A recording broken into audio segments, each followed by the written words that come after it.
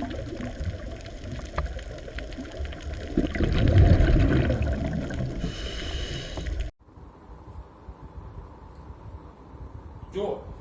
આપણે એક સંકરણના પ્રયોગની ચર્ચા કરતા હતા, તમારા પુસ્તકમાં પેજ નંબર 73 ઉપર જુઓ, ત્યાંથી આપણે શરૂઆત કરીએ. તો જે કઈ ચર્ચા આપણે કરી ગયા, તો એ નિરીક્ષણ ઉપરથી પ્રચ્છન્ન પિતૃ લક્ષણોની અભિવ્યક્તિ કોઈ પણ મિશ્રણ વગર F2 પેઢીમાં થાય છે એવું વાક્ય લખ્યું છે પેજ નંબર 73 ઉપર શરૂઆત. એટલે કે આની ઉપરથી આપણે એવું કહી શકીએ કે અહીંયા સ્મોલ p અભિવ્યક્ત નથી થતો, એટલે કે ઓછી ઊંચાઈનું લક્ષણ નથી આવતું. નથી શા માટે આવતું એનું કારણ આપણે ભણી ગયા કે કેપિટલ T પ્રભાવી છે, સ્મોલ t પ્રચ્છન્ન છે. તો જો પ્રચ્છન્ન પિતૃના પ્રચ્છન્ન લક્ષણની અભિવ્યક્તિ F1 માં નથી થતી પણ F2 માં થાય છે. બરાબર? F2 માં આપણને 1/4 નીચા છોડ મળે છે. તો એનો અર્થ એ થાય, એનું તારણ આપણે કાઢી શકીએ કે અર્ધીકરણ દરમિયાન ઊંચા અને નીચા છોડ જન્યુઓનું નિર્માણ કરે ત્યારે આ જે LL એટલે કે વૈકલ્પિક કારકોની જોડ છે એ અલગ થાય. અહીંયા અભિવ્યક્તિ જો બરાબર સમજો, સ્મોલ t ની અભિવ્યક્તિ શું છે? ઓછી ઊંચાઈ. એ F1 માં નથી આવતી, કોઈ છોડમાં ઓછી ઊંચાઈ નથી આવી, પણ F2 માં સ્મોલ t ની અભિવ્યક્તિ એટલે ઓછી ઊંચાઈ વાળા છોડ મળે છે 1/4 ભાગના. તો એની ઉપરથી પહેલું તો એ કહી શકાય બે કારકો સંમિશ્રણ વગર સાથે રહે છે, મિશ્ર થયા વગર કે એકબીજા સાથે જોડાયા વગર સાથે રહે છે. એટલે તો પાછું અહીંયા આવે છે, જો આ બે જોડાઈ જતા હોત કે મિશ્ર થઈ જતા હોત તો અહીંયા નીચા છોડ ન આવે. બરાબર? એટલે F2 માં નીચા છોડ મળે છે, એનો પહેલો અર્થ એનો એ થાય કે બંને કારકો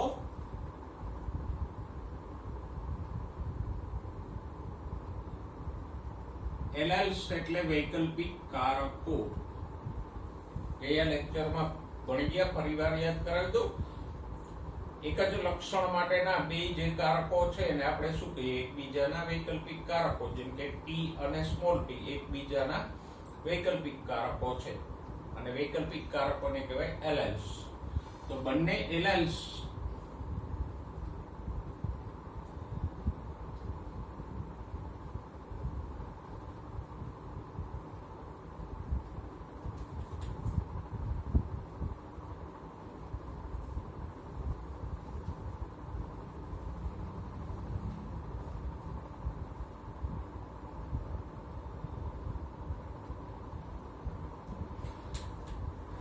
એટલે F1 માં ઓછી ઊંચાઈ ના આવી પણ પાછી F2 માં ઓછી ઊંચાઈ વાળા એટલે કે નીચા છોડ મળ્યા. તો મેન્ડલે એની ઉપરથી એક તારણ આ કાઢ્યું કે બે કારકો એકબીજા સાથે મિશ્ર થયા વગર અહીંયા F1 માં સાથે રહે છે. એટલે તો પાછા એ છૂટા પડીને અહીંયા લક્ષણ બતાવે છે. જો આ બે મિશ્ર થઈ ગયા હોય t ને સ્મોલ t તો ઓછી ઊંચાઈનું લક્ષણ ન આવે. બરાબર? પછી બીજું તારણ એ કહ્યું કે જ્યારે F1 પેઢીમાં જન્યુઓનું નિર્માણ થાય ત્યારે આ કારકો એકબીજાથી અલગ થાય. અને અલગ તો થાય એવું તો મેન્ડલે અહીંયા સમજાવ્યું હતું ને કે અહીંયા બે કારક છે, આમાં એક જ કારક આવે છે. તો બે કારકોમાંથી એક આમ જઈને એક આમ જાય, એક જન્યુમાં જાય, બીજો બીજા જન્યુમાં જશે. બરાબર?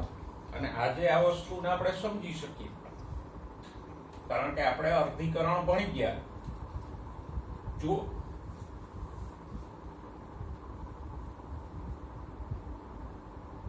મેન્ડલનું આગળનું તારણ પહેલા લખીએ પછી એને સમજીએ.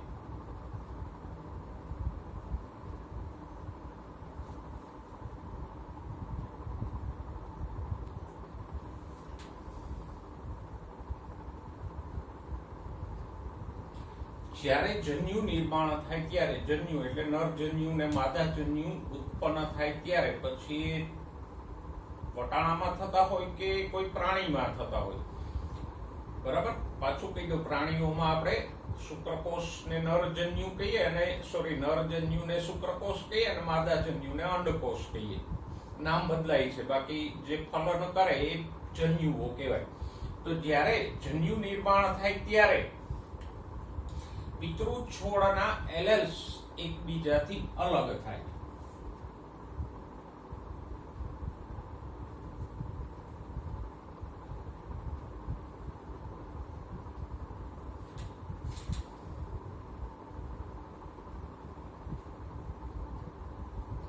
એલેલ્સ એટલે વૈકલ્પિક કારકો.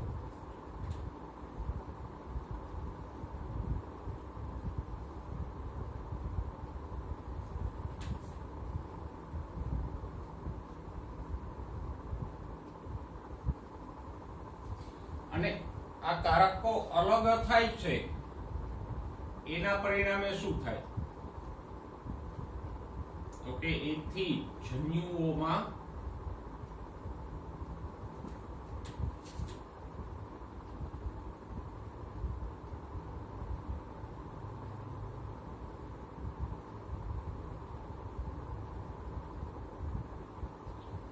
એક જ કારક આવે ને.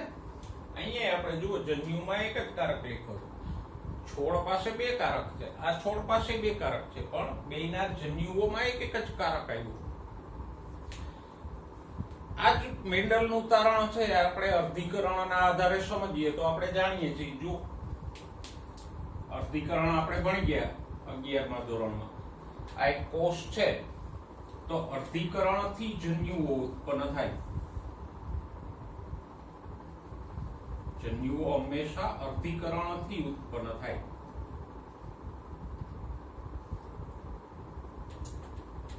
હવે આમાં હું રંગસૂત્રો દોરું.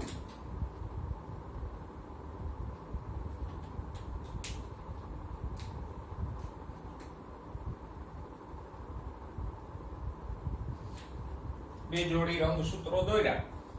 ફોર એક્ઝામ્પલ, અહીંયા કેપિટલ પી છે આ રંગસૂત્ર ઉપર. અહીંયા કારણ કે કારકો એટલે જનીનો, ને જનીનો ક્યાં હોય? રંગસૂત્ર ઉપર હોય ને. તો આ રંગસૂત્ર ઉપર અહીંયા કેપિટલ પી જનીન છે ને અહીંયા સ્મોલ પી જનીન છે. હવે અર્ધીકરણ થશે એટલે બે બાળકોષોમાં રંગસૂત્રોની સંખ્યા અડધી થઈ જશે. આ કોષમાં બે જોડી રંગસૂત્ર છે, એક જોડી આ બીજી જોડી. તો આ કોષોમાં બે જ આવશે.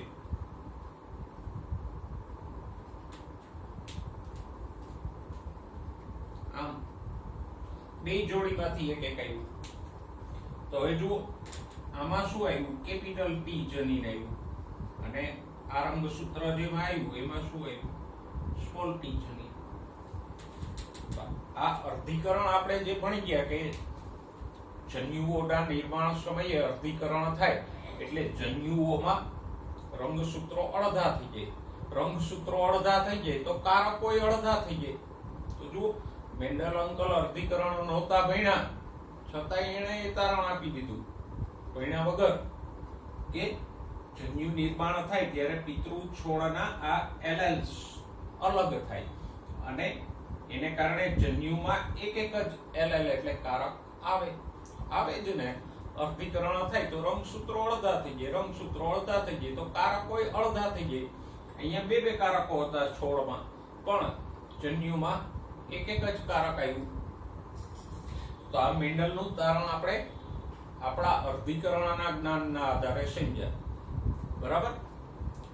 અને આ જે કારકો અલગ થાય એને મેન્ડલે શું કીધું? વિશ્લેષણ.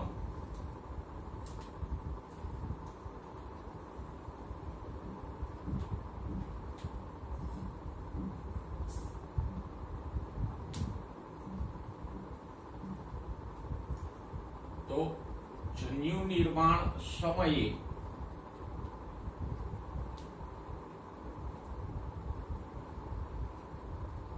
કારકો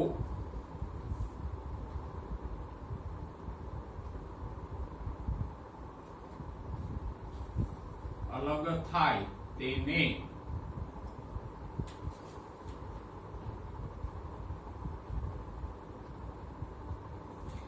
મેન્ડલે શું કીધું, જો આ કારકો કેમ અલગ પડ્યા એ સમજી લો. એક કારક આ જન્યુમાં ગયો, બીજો કારક આમાં ગયો, તો જુદા પડી ગયા ને.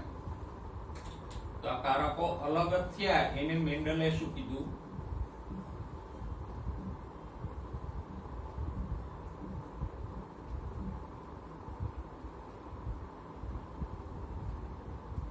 વિશ્લેષણ. આમે વિશ્લેષણ એટલે જુદું પાડવું.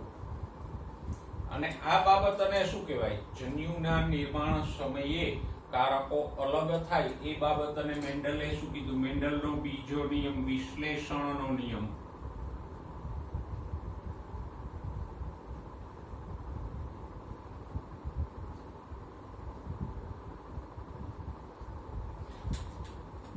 પહેલો નિયમ પ્રભુતાનો નિયમ આપણે ભણ્યા હતા કે બે કારકો પૈકી એક પ્રભાવી હોય ને એક પ્રચ્છન્ન હોય. બીજો નિયમ મેન્ડલે આપ્યો કે પિતૃ સજીવમાં કારકો જોડીમાં હોય, પણ જન્યુઓનું નિર્માણ થાય ત્યારે એ જોડી જુદી પડે. એ જુદા પડવાની ઘટનાને એને શું કીધું, વિશ્લેષણ. અને વિશ્લેષણના પરિણામે જન્યુઓમાં જોડને બદલે એક એક જ કારક આવે, અને ફલન થાય ત્યારે પાછું એક કારક નરજન્યુમાંથી આવે, એક કારક માદાજન્યુમાંથી આવે, નવી પેઢીમાં પાછી જોડી બની જાય. તો આ જે જન્યુ નિર્માણ સમયે કારકો અલગ પડે એ જ મેન્ડલનો વિશ્લેષણનો નિયમ. અને એને આજે આપણે અર્ધીકરણના આધારે સમજી શકીએ. ઓકે, તો આ બીજો નિયમ આપણે ભણ્યા મેન્ડલનો. જો એલાઇસ નું વિશ્લેષણ યાદચ્છિક હોય, એટલે કે રેન્ડમ હોય, કોઈ સિલેક્શન થી નથી થતું કે કેપિટલ ટી કારક વધારે જાય ને સ્મોલ ટી ઓછો જાય, અથવા સ્મોલ ટી વધુ જાય ને કેપિટલ ટી ન જાય, એવું કોઈ સિલેક્શન નથી જતું. એ યાદચ્છિક રેન્ડમ કોને કહેવાય, કોઈ પસંદગી વગર. દાખલા તરીકે મારી પાસે 12 સ્કેચ પેન છે અને 12 વ્યક્તિઓ છે, તો હું કોઈ પસંદગી વગર બધાને આપી દઉં એમ, તો એ રેન્ડમ યાદચ્છિક થયું. અને પસંદગીથી આપું કે ચાલો આ એક નંબર છે એને લાલ આપવાની, બીજો નંબર છે તો એને બ્લુ આપવાની, તો એ પસંદગી થઈ. પણ એમને એમ આપણે આપી દઈએ તો એ રેન્ડમ થયું. એમાં અહીંયા પણ આ વિશ્લેષણ કેવું થાય છે, રેન્ડમ, યાદચ્છિક, પસંદગી વગર. અને એટલે જ જન્યુઓમાં એલેલ્સની સંખ્યા કેટલી રહે, 50-50% રહે.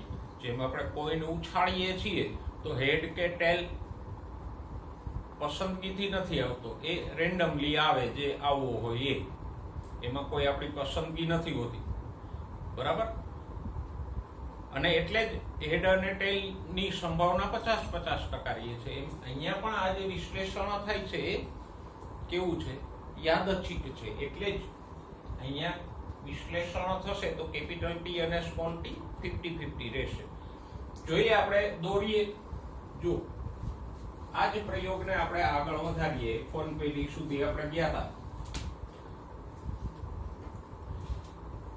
ઓકે, જો અહીંયા જન્યુ નિર્માણ થશે, ભલે ગમે એટલા કોષોનું વર્ગીકરણ થાય. દાખલા તરીકે 1000 પરાગરજ ઉત્પન્ન થાય છે, એક કોષનું વર્ગીકરણ થાય તો 4 પરાગરજ ઉત્પન્ન થાય, તો 1000 પરાગરજ 250 કોષોનું વર્ગીકરણ થશે, એટલે 250 × 4 1000 પરાગરજ બને. અને પરાગરજમાં નરજન્યુ હોય. એવી જ રીતે માતૃ છોડમાં તો કે 1000 અંડકો બને છે, અને અંડકની અંદર માદાજન્યુ હોય, અંડકોષો હોય. તો 1000 માંથી 500 પરાગરજમાં કેપિટલ ટી હોય, 500 માં સ્મોલ ટી હોય, F1 માં હો, અહીંયા નહીં. એટલે સંખ્યા ગમે એટલી રહેશે, પ્રમાણ સરખું જ રહેશે. પણ પહેલા અહીંયા પિતૃ પેઢીથી આપણે વાત કરી. તો આ પિતૃ પેઢી આપણે લખી, આ એનો સ્વરૂપ પ્રકાર ઊંચો અને નીચો, અને આ એનો જનીન પ્રકાર છે, ટીટી સ્મોલ ટી એ જનીન પ્રકાર આપણે લખ્યો. હવે આ ઊંચા છોડના જેટલા જન્યુઓ બને એ બધામાં શું હોય, તો કે એ બધામાં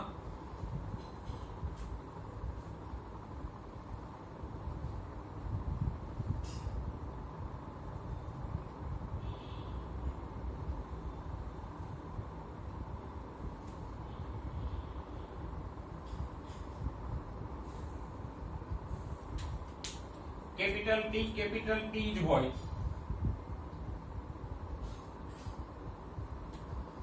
ગમે એટલા જન્યુ બનશે, બધા જન્યુઓમાં શું હશે? કેપિટલ ટી જ હશે.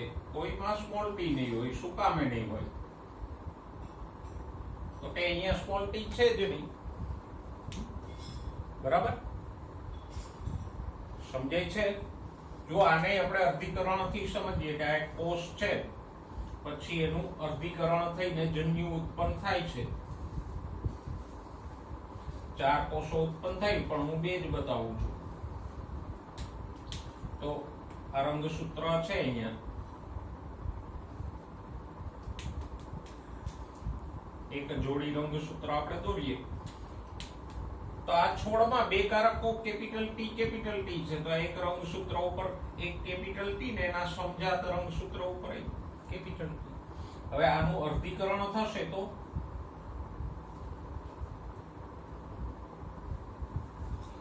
બેમાં કેપિટલ ટી જ આવશે.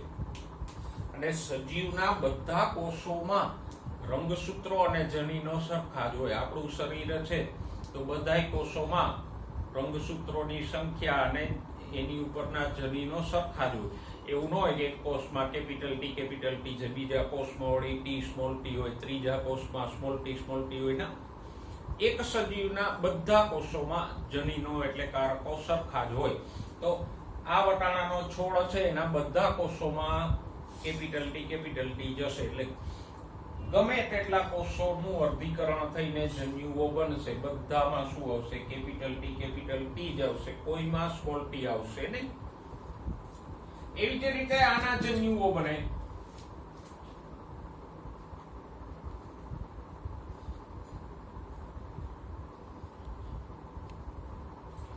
તો એમાં પણ સિમ્પલી બધામાં સ્મોલ ટી જ આવશે, કોઈમાં કેપિટલ ટી નહીં આવે.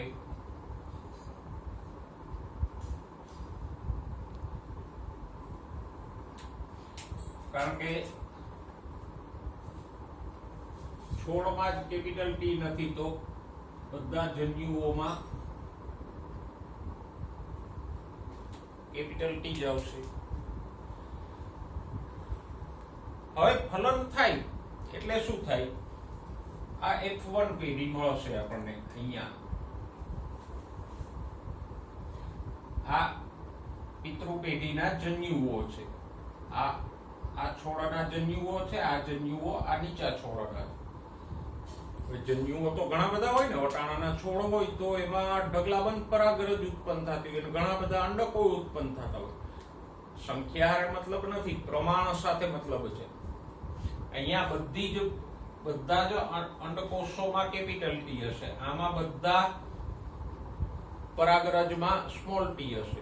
એટલે ગમે તેમ પરફલન આપણે કરાવીએ, જવાબ એક જ મળશે. કયો? અહીંયા ફલન થાય આ બે વચ્ચે, તો અહીંયા આંગળી મૂકો તો કોણ લાગુ પડે? આ જન્યુ અને આ જન્યુ. આ ખાનામાં આ બે આવશે ને, આ માદા જન્યુ અને આ નર જન્યુ. કરો ભેગા ફલનથી તો ટી સ્મોલ ટી આવશે.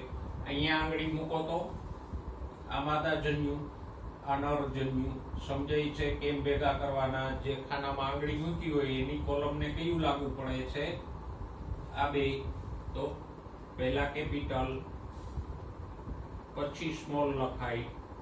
અહીંયા આંગળી મૂકો તો આ અને આ બે જન્યુઓ વચ્ચે ફલન થાય તો ટી સ્મોલ ટી, અને અહીંયા આંગળી મૂકો તો ટી સ્મોલ ટી. મતલબ કે F1 પેઢીમાં ગમે તેટલા છોડ બનશે, બધામાં શું આવશે? ટી સ્મોલ ટી જ આવશે. એટલે તો મેં અહીંયા એક જ વાર લખ્યું હતું, 4 વાર નહોતું લખ્યું. બધામાં હરખું જ છે. અને બધા છોડ કેવા થશે? સ્વરૂપ પ્રકારમાં ઊંચા જ થશે. ઊંચા શા માટે થશે? તો કે કેપિટલ ટી પ્રભાવી છે એટલે એની અભિવ્યક્તિ થશે. સ્મોલ ટી પ્રચ્છન્ન છે.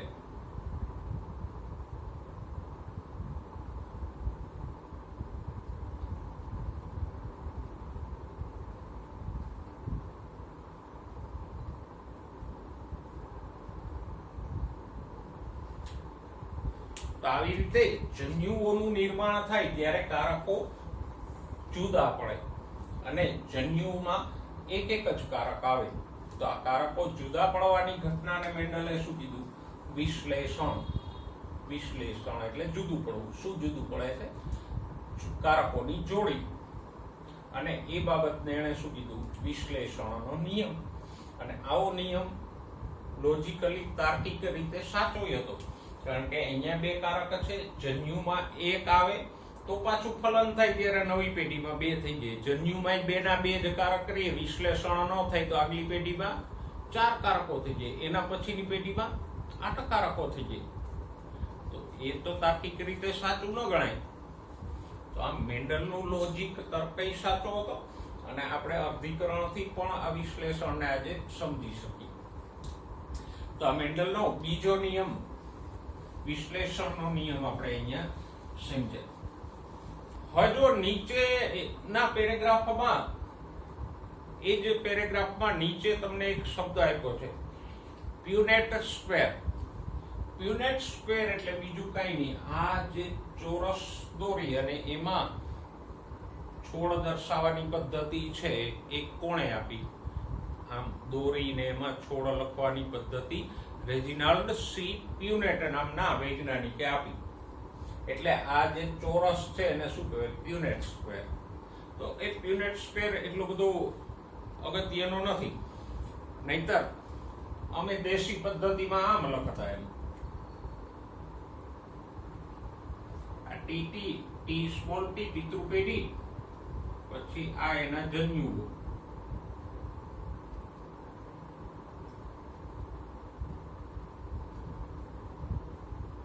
જો આ લખ્યું છે એમ જ લખ્યું, લખવાની પદ્ધતિ બદલાઈ ગઈ, પછી આમ કરી દેતા. T small T, T small T, T small T, અને આ બે વચ્ચે ફલન થાય તો ટી સ્મોલ. બરાબર. આ લખવાની અલગ પદ્ધતિ છે, આમાં પ્યુનેટ સ્ક્વેર નો ઉપયોગ નથી થતો, પણ પ્યુનેટ સ્ક્વેર થી ભૂલ થવાની શક્યતા ઓછી. તો વિશ્લેષણનો નિયમ અને પ્યુનેટ સ્ક્વેર એ બે શબ્દો સમજાઈ ગયા. હવે હું અહીંયા પાછો હતો એમ એક જ છોડ દોરી નાખું, એટલે આગળ જતા સમજવામાં સહેલું પડશે. આપણે પુસ્તક પ્રમાણે 4 છોડ દોરી જોયું, પણ બધા સરખા જ છે, એક જ સરખા, એટલે હું પાછો એક જ છોડ કરી નાખું. અહીંયા બધા જન્યુમાં શું આવશે? તો કે ઊંચા છોડના બધા જન્યુમાં કેપિટલ ટી જ આવશે, અને નીચા છોડના બધા જન્યુ ગમે એટલી સંખ્યામાં હોય બધે બધામાં સ્મોલ ટી જ આવશે. પછી આ બે વચ્ચે સંકરણ થશે એટલે F1 પેઢીના બધા છોડમાં શું આવશે? અહીંથી કેપિટલ ટી ને અહીંથી સ્મોલ ટી, યુગ્મન જ એટલે ફલિતાંડમાં ટી સ્મોલ ટી આવશે. અને ફલિતાંડમાં હોય એવા જ જનીનો શરીરના બધા કોષોમાં આવે. અને છોડ બધા કેવા થશે સ્વરૂપોમાં? તો કે ઊંચા થશે, કારણ કે કેપિટલ ટી પ્રભાવી છે. આ છોડ કેવો થયો? ઊંચો છે, પણ કેવો છે? વિષમયુગ્મી ઊંચો છે ને, કાલે આપણે ભણી ગયા ને. આ સમયુગ્મી ઊંચો છે, આ વિષમયુગ્મી ઊંચો છે. આ બે છોડનો સ્વરૂપો પ્રકાર સરખો છે, બે સ્વરૂપોમાં ઊંચા જ છે, સરખી જ ઊંચાઈના, પણ જનીન પ્રકાર જુદો છે. આ સમયુગ્મી છે, આ વિષમયુગ્મી છે. તો આટલી આપણે વાત કરીને એમાં વચ્ચે આપણે વિશ્લેષણનો નિયમ લીધો. આપણે F1 પેઢી સુધી સમજ્યા. હવે આગળ F2 પેઢી જોઈએ. જો હવે આગળ વધી નેક્સ્ટ પેરેગ્રાફ. અહીંયા આપણે હવે F1 પેઢીમાં ફલન કરાવીને F2 મેળવીએ. તો હવે અહીંયા જુઓ, આ છોડમાં અર્ધીકરણ થઈને નરજન્યુ ને માદાજન્યુ ઉત્પન્ન થશે. તો શું થશે? તો કે આમાં અર્ધીકરણ થાય એટલે બધા છોડ બધા જન્યુમાં સરખા કારકો નહીં આવે, પણ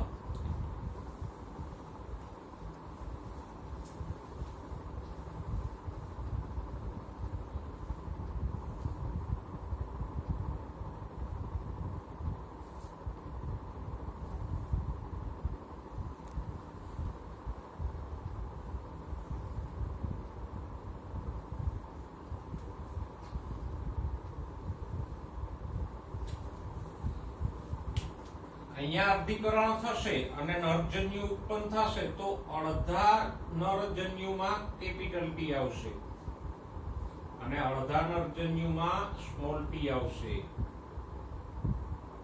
જો વિશ્લેષણ તો અહીંયા થયું, કારકો જુદા પડ્યા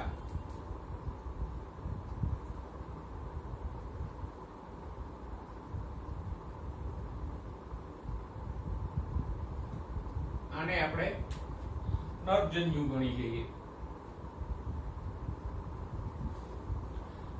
કારકો જુદા પડ્યા પણ શું થાય, એક કોષનું અર્ધીકરણ થાય એટલે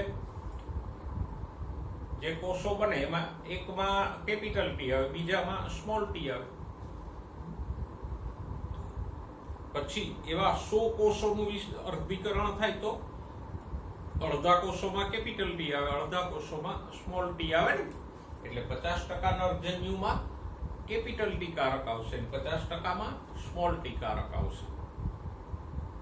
એવી જ રીતે જ્યારે આ છોડમાં અર્ધીકરણ થઈને માદાજન્યુ ઉત્પન્ન થશે તો એમાં સેમ જ રહેશે. અર્ધીકરણ તો સરખું જ હોય, નરજન્યુ ઉત્પન્ન થાય કે માદાજન્યુ ઉત્પન્ન થાય.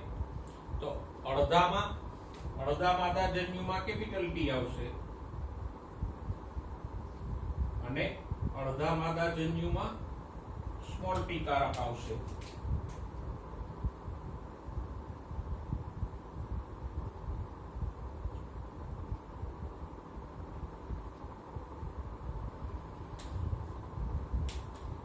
અને અહીંયા પાછો પેલો શબ્દ યાદ કરી લઈએ, વિશ્લેષણ યાદચ્છિક રીતે થાય છે, રેન્ડમ થાય છે. એટલે 50-50% નો રેશિયો રહે છે. 50% નરજન્યુમાં કેપિટલ ટી આવે, 50% નરજન્યુમાં સ્મોલ ટી આવે. જો પસંદગીથી થતું હોત તો એક જ વધારે જાત કે કેપિટલ ટી જ આવત, સ્મોલ ટી ન આવત, અથવા સ્મોલ ટી જ આવત, કેપિટલ ટી ન આવત. પણ વિશ્લેષણ થાય ત્યારે યાદચ્છિક રેન્ડમલી થાય છે એટલે 50-50% કેપિટલ ટી અને સ્મોલ ટી આવે. સમજાય છે કેવી રીતે 50% આવ્યું એ?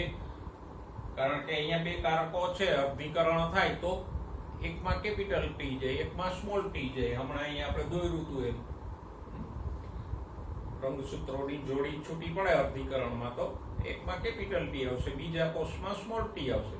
બીજા કોષનું વિભાજન થાય તો એવી જ રીતે એકમાં કેપિટલ, એકમાં સ્મોલ ટી, એવા ગમે તેટલા કોષોનું વિભાજન અર્ધીકરણ થઈને ગમે તેટલા જન્યુ ઉત્પન્ન થાય પણ પ્રમાણ આ જ રહેશે. 50% જન્યુઓમાં કેપિટલ ટી, 50% જન્યુમાં સ્મોલ ટી. એવી જ રીતે માદા જન્યુમાં પણ 50% અથવા 1/2 નો રેશિયો રહેશે. અને ફલન પાછું રેન્ડમ થાય. ફલન પણ યાદચ્છિક થાય, પસંદગીથી નથી થતું કે આ કેપિટલ ટી વાળી પરાગરજ છે, કેપિટલ ટી વાળા અંડકનું જ ફલન કરે, સ્મોલ ટી વાળી પરાગરજ સ્મોલ ટી વાળા અંડકનું જ ફલન કરે. એવી કોઈ પસંદગી ફલનમાંય નથી. તો શું થાય જરા વિચારો. જુઓ, આપણે પેલા નરજન્યુઓ લખીએ. દાખલા તરીકે 500 નરજન્યુ છે તો 500 માંથી શું થશે?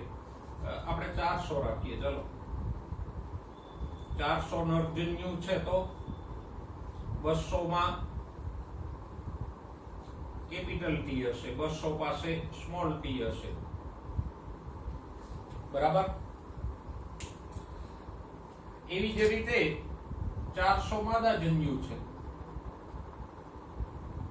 તો એમાં પણ 50% અનુસાર 400 ના 50% એટલે 200 માદાજન્યુમાં કેપિટલ ટી હશે, 200 માદાજન્યુમાં સ્મોલ ટી હશે.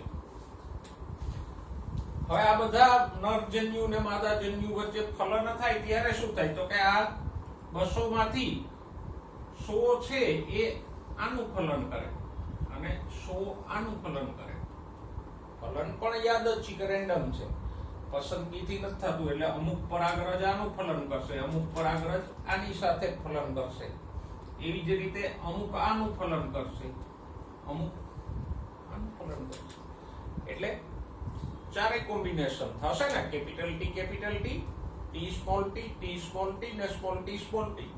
ગમે તે પરાગરજ ગમે તે અંડકોષનું ફલન કરી શકે, કારણ કે પરાગરજો ઘણી બધી હોય ને અંડકો ઘણા બધા હોય, અને પાછું ફલન રેન્ડમલી થાય છે.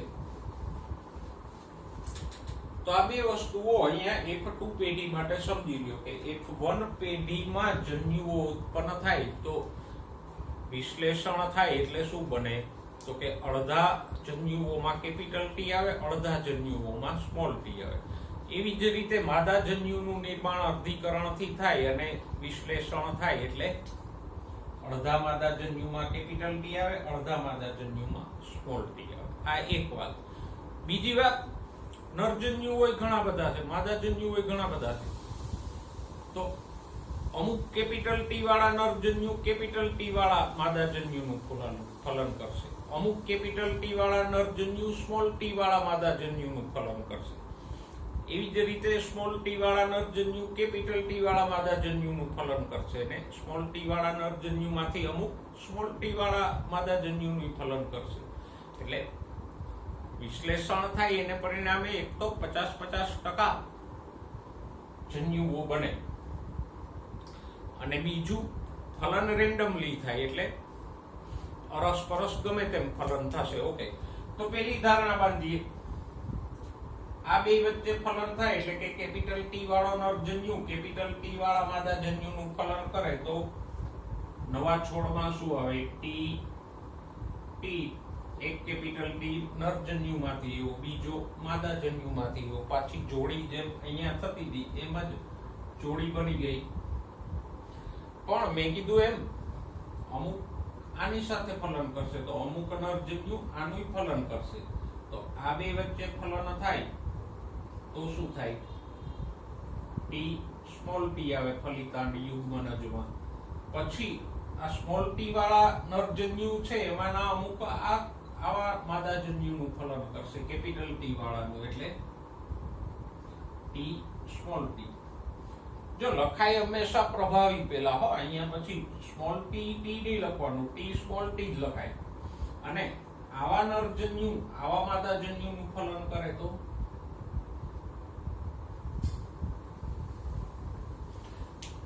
આમ પ્યુનેટ સ્ક્વેરની મદદથી આપણે ચારેયનું અરસપરસ ફલન દર્શાવ્યું. હવે સ્વરૂપ પ્રકાર દર્શાવીએ.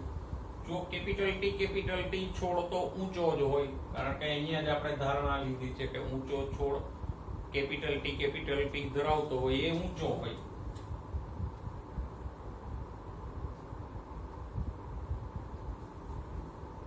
પછી સ્મોલ t વાળો છોડ નીચો હોય. એ ધારણા તો મેન્ડલે પિતૃ પેઢીમાં જ લીધી હતી. એટલે હવે એવું તો ન કહે ને અહીંયા સ્મોલ t વાળો ઊંચો ને અહીંયા મારે નીચો રાખો, અથવા અહીંયા સ્મોલ t નીચો તો મારે અહીંયા ઊંચો રાખો. ના, એકવાર તમે ધારણા બાંધી તો એ આગળ એ જ પ્રમાણે ચાલવું પડે. રહી વાત આ બેની, તો આ બે પણ કેવા હશે? ઊંચા.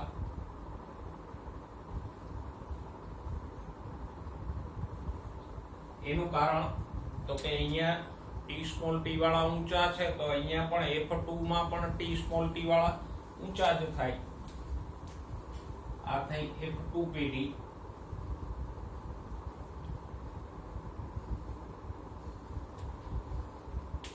ઓકે, હવે ઊંચાનું નીચાનું પ્રમાણ કેટલું મળ્યું? ગણી જુઓ આ યુનિટ સ્ક્વેરમાં. અહીંયા 4 હશે. 400 છોડ હોય તો આમ જ થશે, 4000 છોડ હોય તો આમ જ થશે. મેં વારંવાર કીધું છે કે આપણને સંખ્યા હારે મતલબ નથી, પ્રમાણ હારે મતલબ છે. તો જો અહીંયા પ્રમાણ કેટલું મળ્યું? 3/1. 3 ભાગના ઊંચા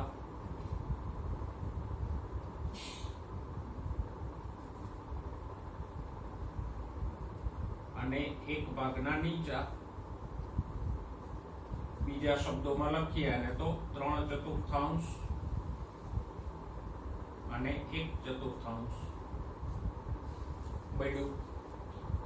આ શું મળ્યું? સ્વરૂપ પ્રકાર. દેખાવમાં 3 ભાગના છોડ ઊંચા હતા અને 1 ભાગના નીચા હતા.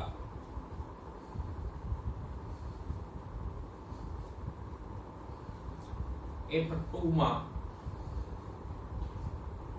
F1 માં તો બધા ઊંચા જ હતા. આ જ જે મળ્યું હતું એ જ પ્રમાણેના છોડ ક્યારામાં ઉગ્યા હતા. જે ક્યારામાં F2 પેઢીના છોડ ઉગ્યા હતા એ 3:1 જ હતા. આંકડો એ મેં લખાયો હતો તમને કે 1064 છોડમાંથી 787 ઊંચા હતા અને 277 નીચા હતા. તો મેન્ડલને જે છોડ મળ્યા હતા એ જ પ્રમાણે તર્ક લગાવીને એને સમજાવી દીધું કે આવા છોડ શું કામે મળ્યા. તો કે આમ મળ્યા. કેમ મળ્યા? તો કે પિતૃ પેઢીમાં 2 કારક હોય, પછી જન્યુમાં 1 કારક આવે, 2 વૈકલ્પિક કારક પૈકીનો એક પ્રભાવી હોય ને એક પ્રચ્છન્ન હોય, તો આમ પરિણામ મળે. મેન્ડલને પરિણામ મેળવવાનું નહોતું, પરિણામ તો એને મળ્યું હતું. ક્યારામાં જે છોડ ઉગ્યા હતા F2 પેઢીના કે F1 પેઢીના એ તો મળેલા જ હતા. હવે એ પરિણામને સમજાવવાનું હતું. બરાબર? ઊંધેથી જવાનું છે. છોડ ઉગ્યા છે એને સમજાવો કે આમ કેમ ઉગ્યા, 3:1 ના રેશિયોમાં કેમ ઉગ્યા, કે F1 પેઢીમાં બધા ઊંચા કેમ થયા, નીચા કેમ ન થયા, એને સમજાવો. તો મેન્ડલે ગાણિતિક તર્કોથી એને સમજાવ્યું કે સજીવ પાસે કારકો 2 હોય, જન્યુમાં 1 જ કારક આવે, પાછું ફલન થાય એટલે 2 કારકો ભેગા થઈ જાય. આ એક વાત. બીજી વાત તો કે 2 કારકો પૈકી એક પ્રભાવી હોય ને એક પ્રચ્છન્ન હોય. તો એક તર્કો આપ્યા એને અને સમજાવ્યું. અને આ 2 તર્કો આપણે ભણી ગયા. પહેલો તર્ક છે કે 2 કારકો હોય, જન્યુમાં 1 જ કારક આવે, એ વિશ્લેષણનો નિયમ થયો. અને 2 કારક પૈકી એક પ્રભાવી હોય ને એક પ્રચ્છન્ન હોય, એ પ્રભુતાનો નિયમ થયો. અને જો આ 2 નિયમો લાગુ પડે તો જ આવું પરિણામ મળે. જો કોઈ પ્રભાવી ને કોઈ પ્રચ્છન્ન ના હોય તો 3:1 નું પ્રમાણ ના મળ્યું. આમ મેન્ડલે જે છોડ ઉગ્યા હતા એને સમજાવી બતાવ્યા. તો આ થઈ સ્વરૂપ પ્રકારની વાત. હવે F2 માં જનીન પ્રકાર કેવો છે?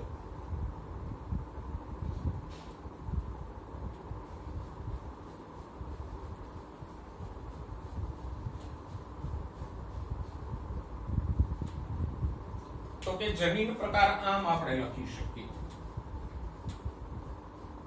1:2:1. જો જનીનિક રીતે આમ છે. 1 એટલે ટી વાળા, 2 એટલે ટી સ્મોલ ટી વાળા અને 1 એટલે સ્મોલ ટી વાળા. લખીએ અહીંયા ઉપર ટી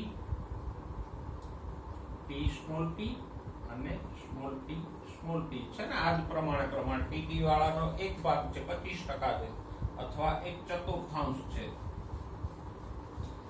ટી સ્મોલ ટી વાળા 2 ભાગના છે 1/2 અને સ્મોલ ટી વાળા 1/4 છે. તો સ્વરૂપ F2 નો સ્વરૂપ પ્રકાર ને જનીન પ્રકાર જુદા જુદા છે. આ લખતા આવડવું જોઈએ. થોડા આવા પ્રયોગો તમને હું હોમવર્કમાં આપીશ. પણ આ જ પ્રમાણે same to same ditto to ditto લખવાનું અને નીચે અહીંયા જનીન પ્રકાર ને સ્વરૂપ પ્રકાર રહી લખવાના. એટલે આટલું તમારે લખવાનું, આ નથી લખવાનું. જે બાકીના મેન્ડલના લક્ષણો છે ને, મેન્ડલે 7 લક્ષણો માટે આવા પ્રયોગો કર્યા હતા. તો આપણે 7 નહીં તો 3-4 તો કરવા જોઈએ ને. બરાબર ને?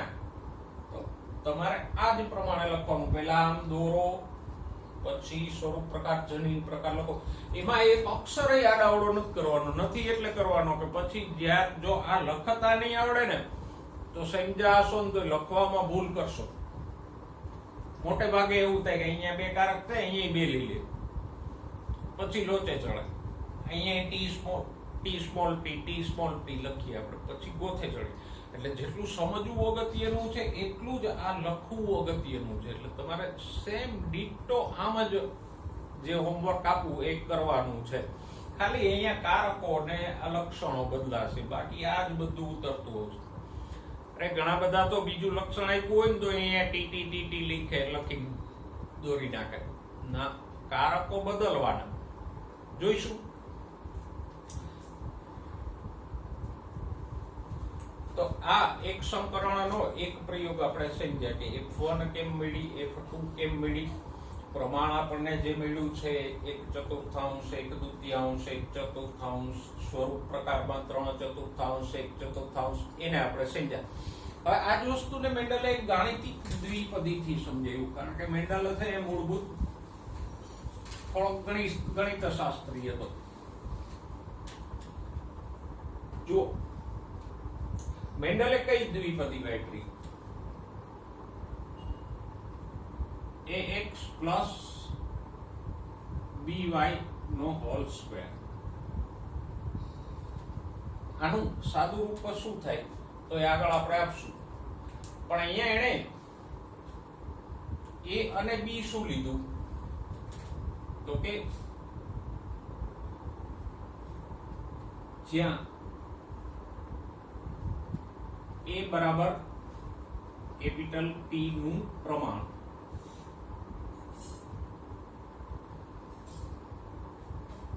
જન્યુઓમાં, b બરાબર સ્મોલ t નું જન્યુઓમાં પ્રમાણ, અથવા તો આપણે ઊંધું લખીએ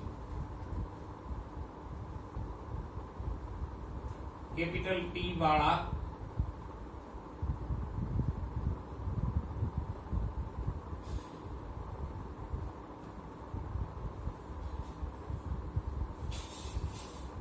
જન્યુઓનું પ્રમાણ અને સ્મોલ b એટલે સ્મોલ t વાળા જન્યુઓનું પ્રમાણ કેટલું છે તો કે બે જન્યુઓનું પ્રમાણ 50-50% છે, એટલે a બરાબર એ શું થશે 1/2, b બરાબર 1/2 થાય ને, 50% એટલે 1/2 થાય ને. પછી x બરાબર શું લીધું તો કે કેપિટલ T, અને y બરાબર શું લીધું સ્મોલ t. હવે કિંમત મૂકો. a એટલે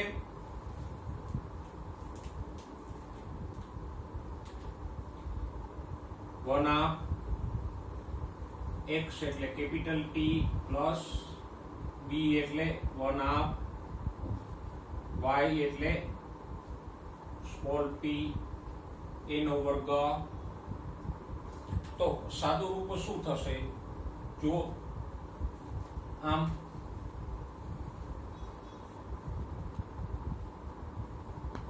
t plus small t into એનું ઇજ 1/p into plus 1/. Small t. આમ હવે આમ કરો, પહેલા આ બેને ગુણો અને પછી આ બેને ગુણો. અહીંયા પેલું પદ લ્યો, પછી આની સાથે ગુણો અને પછી આ પેલા પદને આની સાથે ગુણો તો શું આવે 1/1/1/4 t અહીંયા t સ્ક્વેર નથી કરવાનો, આપણે t લખશું બરાબર. પછી આ બે નો ગુણાકાર કરો તો plus 1/t small t, sorry 1/4.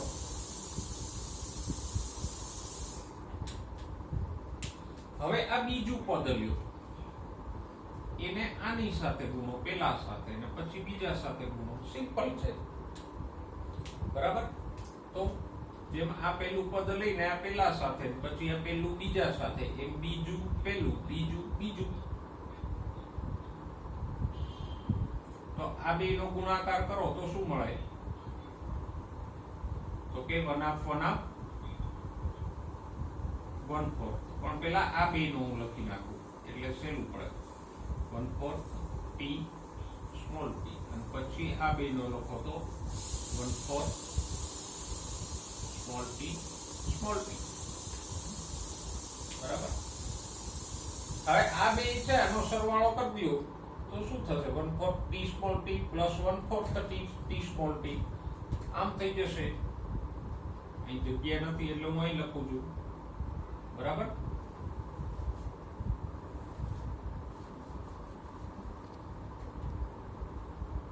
તો એમને રહેશે 1/4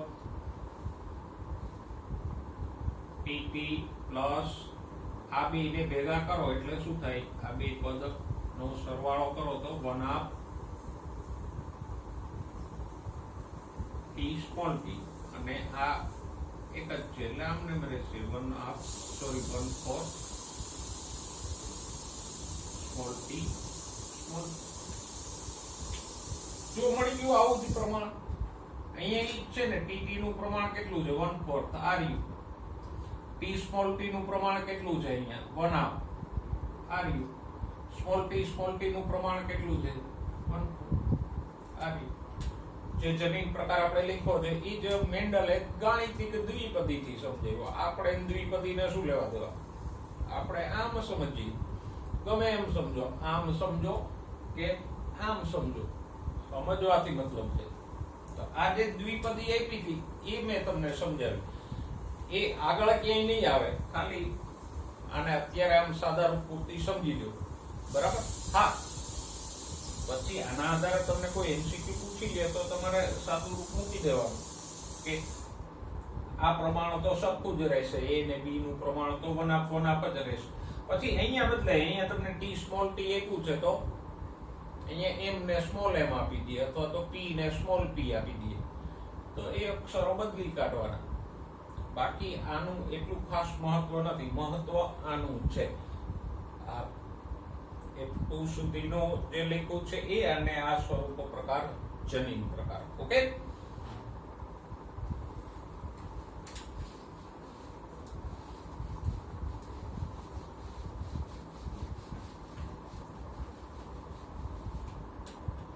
તો આ મેન્ડલનો એક સંકરણનો પ્રયોગ આપણે પૂરો કર્યો, બહુ લાંબો જયો, બરાબર. હવે જો મેન્ડલે જે લક્ષણો લઈને પ્રયોગો કર્યા હતા એમાંનું એકાદું બીજું લક્ષણ લઈએ.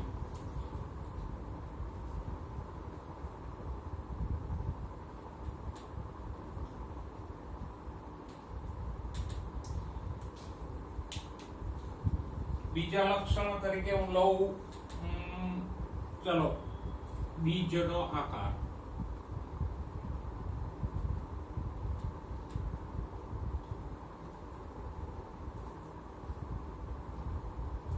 અહીંયા જે ઊંચાઈનું કે પ્રકારની લંબાઈનું લક્ષણ લીધું હતું એમ અહીંયા આપણે આવો જ પ્રયોગ આપણે કરીએ છીએ, કઈ નવું નથી કરતા. બીજનો આકાર લીધો, બીજના આકારમાં બે અભિવ્યક્તિ હતી આની જેમ જ.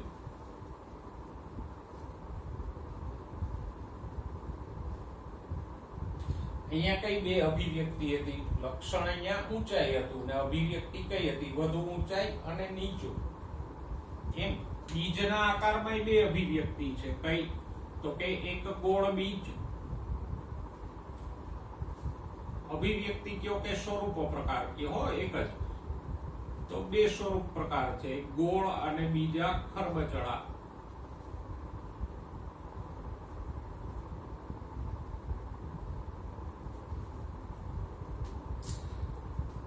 હવે મેન્ડલે જે પ્રયોગો કર્યા એમાંથી એને ખબર પડી ગઈ કે ગોળ છે પ્રભાવી છે ને ખરબચડા પ્રચ્છન્ન છે.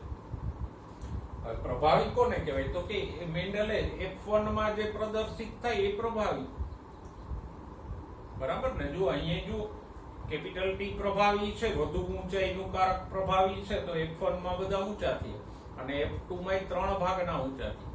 તો જે F1 માં આવે અને F2 માં 3 ભાગમાં આવે એ પ્રભાવી. તો મેન્ડલે આ ગોળ અને ખરબચડા બીજ વાળો પ્રયોગ કર્યો તો એમાં F1 માં બધા ગોળ બીજ વાળા મળ્યા, એટલે સમજી ગયો કે ગોળ બીજ પ્રભાવી છે. તો ગોળ એટલે રાઉન્ડ ઉપરથી એને કારકને સંજ્ઞા આપી r, અને પ્રચ્છન્ન કારકને હંમેશા શું લખવાનું, સ્મોલ r, એમ t સ્મોલ t, એમ r સ્મોલ r. તો આ બીજું લક્ષણ અને એની બે અભિવ્યક્તિ આપણે લીધી. હવે આની જેમ જ આપણે આની F2 શોધીએ એક સંકરણ કરીને. તો પેલા હું પિતૃપેઢી લખું, p. પિતૃપેઢીમાં આની જેમ જ લેવાનો, શું લેવાનું, એક ઊંચો અને એક નીચો છોડ લેવાનો, બરાબર. નહીં લેવાનો, એક ગોળ બીજ વાળો ને એક ખરબચડા બીજ વાળો લેવાનો.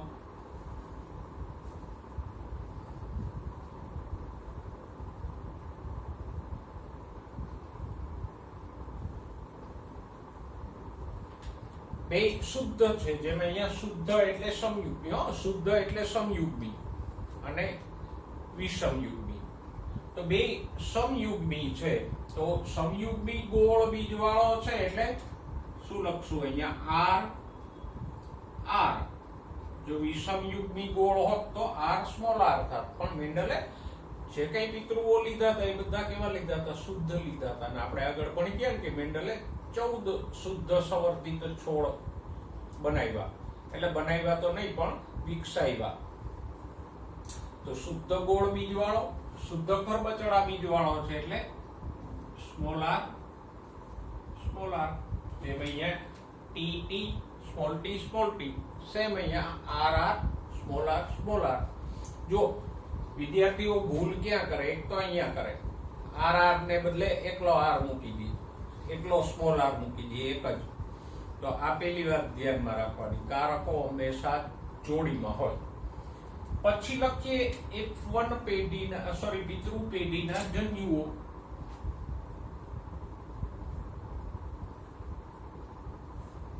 અહીંથી જેટલા જન્યુ પેદા થશે બધામાં કેપિટલ R હશે.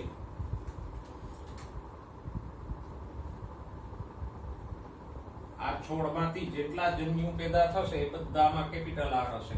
અને આ છોડમાંથી જેટલા જન્યુ પેદા થશે એ બધામાં સ્મોલ r હશે. તો પહેલા પિતૃ પેઢી લખો, પછી એના જન્યુઓ લખો. આજ પ્રમાણે ખાસ પાછું કહી દઉં, લખવામાં એકેય અક્ષરનો ફેરફાર તમારે નથી કરવાનો. જરાય આળસ નહીં, કોઈ સ્ટેપ સ્કીપ નથી કરવાનું. કારણ કે નહીતર પછી તમને કોઈ નવો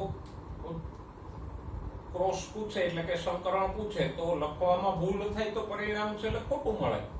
આવડતું હોય, સમજતા હોય, પણ લખવામાં ક્યાંય આગા પાછું થઈ જાય એટલે ખોટું પડે. બરોબર? તો પહેલી વાત, અહીંયા જોડીમાં લખવાના કારકો. શુદ્ધ છે એટલે r સ્મોલ r. જન્યુમાં એક જ કારક આવવું જોઈએ, બે ન આવવા જોઈએ, એ ભૂલ નહીં કરવાની. પછી જન્યુઓ વચ્ચે તો ફલન થાય, તો આ દર્શાવ્યું ફલન. બે છોડ વચ્ચે થાય છે એટલે પરફલન. તો ફલન થાય તો અહીંથી આવ્યો કેપિટલ R, અહીંથી આવે સ્મોલ r. હવે કેપિટલ R પ્રભાવી છે એટલે બધા છોડ F1 માં કેવા થશે? ગોળ બીજ વાળા થશે. જેમ અહીંયા બધા ઊંચા થયા એમ જ સેમ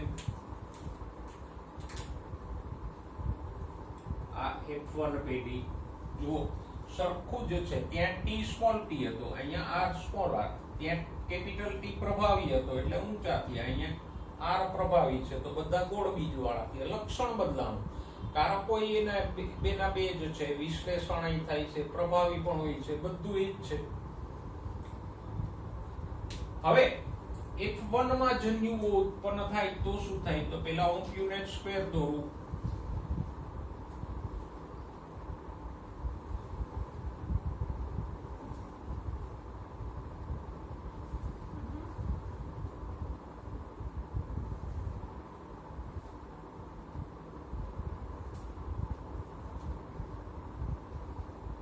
પછી યુનિટ સ્ક્વેરની જમણી અને ડાબી, આ ડાબી અને આ જમણી બે કોલમમાં જન્યુઓ લખવાના. આ F1 માંથી જેટલા નરજન્યુ ઉત્પન્ન થશે એ પૈકી અડધા નરજન્યુમાં કેપિટલ R હશે, અડધા નરજન્યુમાં સ્મોલ r હશે. 50-50% 1/2.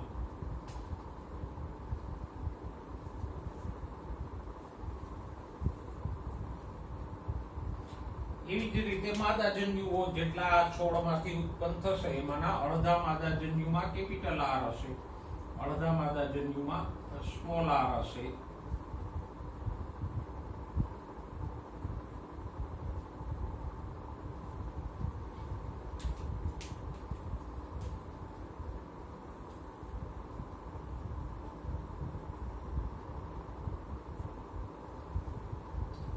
માદાજન્યુ.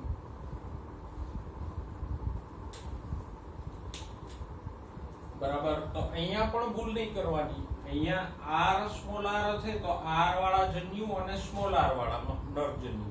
એવી જ રીતે r વાળા માદાજન્યુ અને સ્મોલ r વાળા માદાજન્યુ બે દર્શાવવાના.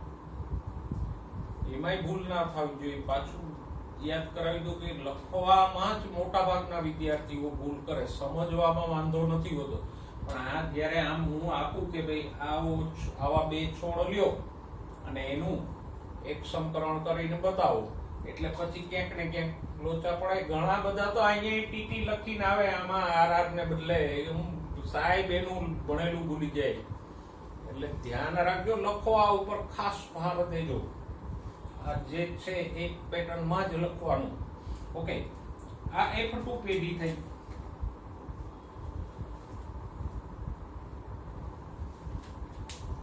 જો આ બે વચ્ચે ફલન થાય તો શું આવે આ છોડમાં?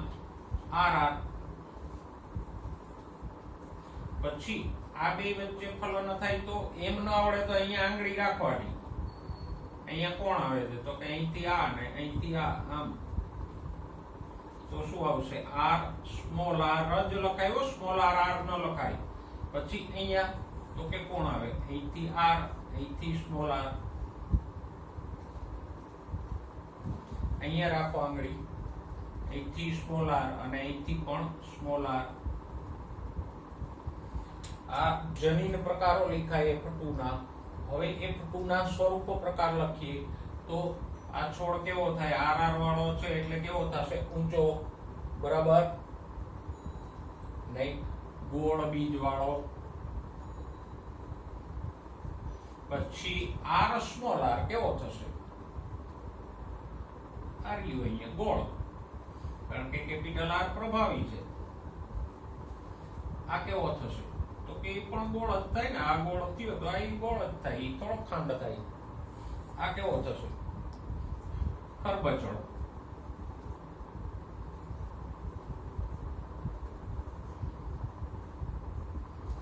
એટલે ખરબચડા બીજ વાળો. હો, બિલકુલ સરખું છે, ખાલી કારકો અને લક્ષણો જ બદલાવાના છે. બાકી પ્રયોગની પદ્ધતિ તો એ જ છે ને. એ વિજ્ઞાનમાં થોડું બદલાય, લક્ષણ બદલાય પણ આનુવંશિકતા થોડી બદલાય. હવે આનો સ્વરૂપ પ્રકાર અને જનીન પ્રકાર લખીએ. ચાલો, F2 માં જો F1 માં તો સ્વરૂપ પ્રકાર બધાનો એક જ છે, ગોળ જ. અને જનીન પ્રકાર એ બધાનો r સ્મોલ r જ છે, એટલે એને લખવાનો કોઈ મતલબ નથી. F2 માં અહીંયા લખવાનું આ પણ F2 માં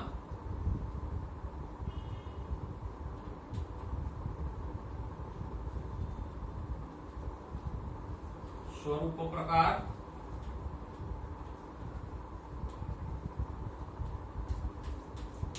તો કે કેવો છે? 3:1. અને ઉપર એ લખવાનું 3 ભાગના કયા છે? ગોળ. દર્શાવવું પડે ને કે 3 કોણ અને 1 કોણ, એટલે 3 ભાગના ગોળ અને 1 ભાગના ખરચબડા કે ખરબચડા. આવી જ રીતે હવે F2 નો જનીન પ્રકાર લખો.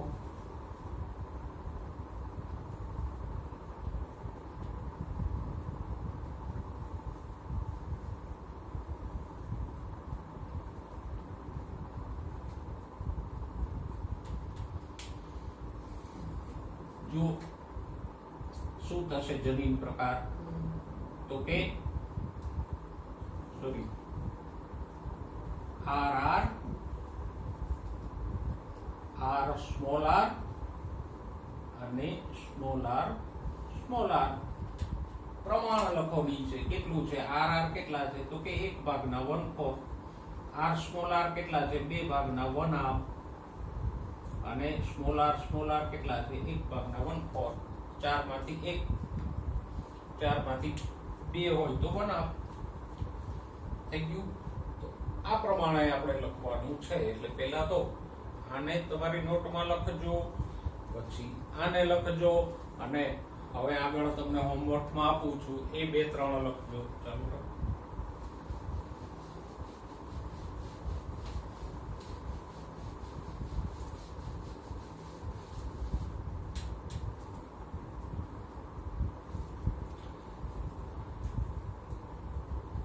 હોમવર્કમાં નંબર 1 આપણે લક્ષણ લઈએ.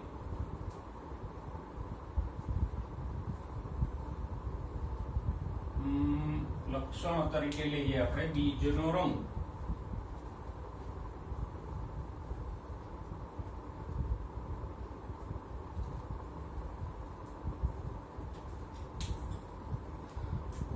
એમાં અભિવ્યક્તિઓ આની જેમ જ બે હશે, કારણ કે મેન્ડલે સ્પષ્ટ વિરોધાભાસી અભિવ્યક્તિઓ લીધી હતી કે સ્વરૂપ પ્રકાર લીધા હતા.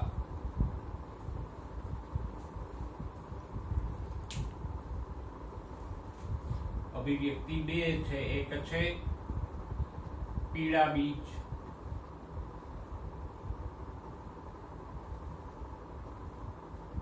અને બીજા છે લીલા રંગના બીજ.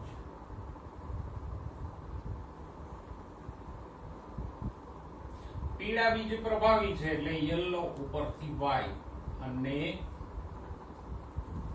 લીલા બીજ પ્રચ્છન્ન છે એટલે એનો સ્મોલ વાય. આમ કેપિટલ વાય હોય તો સીધો લીટો, સ્મોલ વાય હોય તો આમ વાંકો લીટો, એટલે ખબર પડે કેપિટલ સ્મોલ. આ એક પ્રયોગ આ પ્રમાણે તમારે કરવાનો છે. બીજો એકાદો આપો.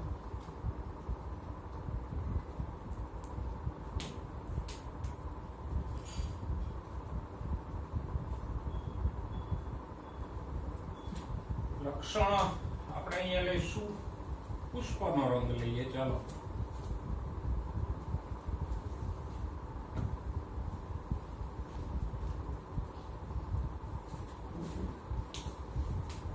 એની અભિવ્યક્તિ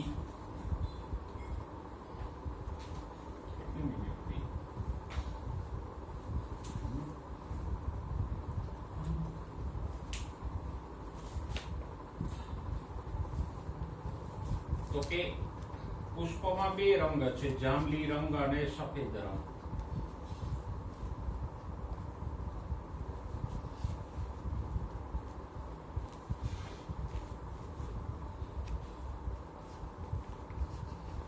ખરેખર તો જાંબલી ઉપરથી કેપિટલ પી અને એનો પ્રચ્છન્ન સ્મોલ પી લેવાય, પણ આગળ તમારા પુસ્તકમાં કસોટી સંકરણ આપ્યું છે ને એમાં ઊંધા લીધા છે. ડબલ્યુ વ્હાઇટ ઉપરથી ડબલ્યુ લીધા છે એટલે જાંબલીને કેપિટલ ડબલ્યુ કીધો છે અને સ્મોલ ડબલ્યુ કીધો છે. એટલે થોડો કારકો લખવામાં ફેરફાર છે, પણ આ રીતે લઈશું. બરાબર? ઓકે, તો આપણે બે પ્રયોગો મેં કર્યા, બે તમે કરો.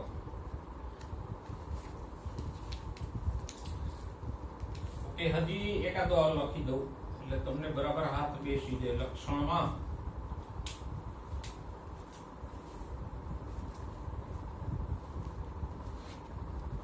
પુષ્પનું સ્થાન લઈએ. ચાલો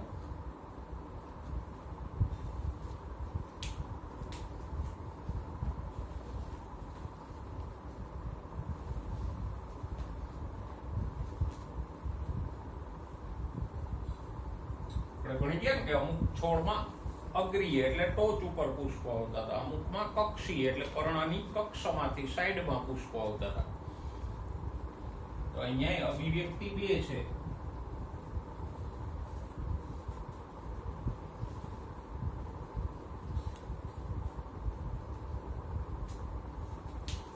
કઈ તો કે કક્ષીય પુષ્પો પ્રભાવી છે.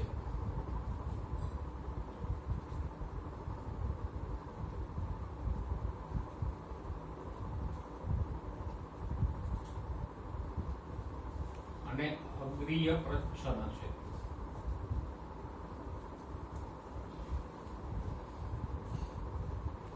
તો કક્ષીય ઓક્ઝિલરી ઉપરથી આને લેશું કેપિટલ એ અને આના કારકને સંજ્ઞા આપશું સ્મોલ એ. જેમ ટી સ્મોલ ટી લીધા હતા એ રીતે લીધે. તો આ ત્રણ એક સંકરણના પ્રયોગો છે ત્રણ લક્ષણો માટે. એ જે બે આપણે અહીંયા ભણ્યા એ જ પ્રમાણે તમારે કરવાના છે અને એ જ પ્રમાણે લખવાના છે. પહેલા આ બે પ્રયોગો જે બોર્ડ ઉપર મેં સમજાવ્યા એને તમારી નોટમાં લખો, પછી આ ત્રણેયને લખો. જરૂર પડે તો આમાંથી જોતા જાઓ કે કારકો કેમ મૂકવા, પણ આવી જ રીતે લખજો, એમાં કોઈ ફેરફાર કરતા નહીં. તો આ રીતે એક સંકરણની એમ થોડીક પ્રેક્ટિસ કરી લ્યો એટલે એ બરાબર સમજાઈ જાય. અને જો એક સંકરણ બરાબર સમજાઈ જાય તો પછી એનાથી અઘરું દ્વિસંકરણ આગળ તમને સમજાવીશ.